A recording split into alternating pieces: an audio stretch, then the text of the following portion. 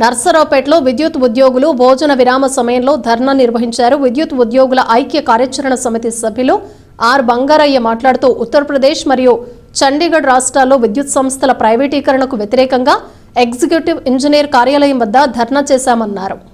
ఈ కార్యక్రమంలో జేఏసీ సభ్యులు, జేఏసీ నాయకులు K Ravishankar, deputy executive engineer Prasadarao, KVRS Srinivasarao మరియు అన్ని వర్గాల విద్యుత్ ఉద్యోగులు, మహిళా ఉద్యోగులు పాల్గొన్నారు.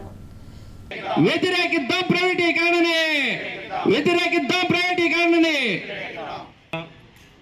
ఈరోజు ఉత్తరప్రదేశ్ చండీగఢ్ అయిందని కాదు,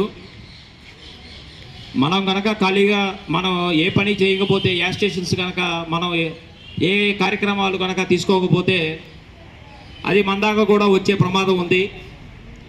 మీ అందరికీ తెలుసు, మన అందరం కూడా కష్టపడి పనిచేస్తున్నాం.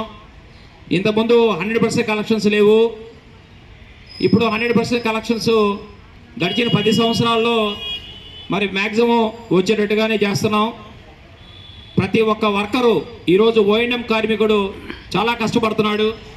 ఈఆర్ఓలో ఉన్న స్టాఫ్ మొత్తం కూడా, అకౌంట్ స్టాఫ్ మొత్తం కూడా ఈరోజు ఫీల్డ్కి వెళ్ళి చాలా కష్టం పడి ఈరోజు ఫీల్డ్లో వర్క్ చేస్తున్నారు.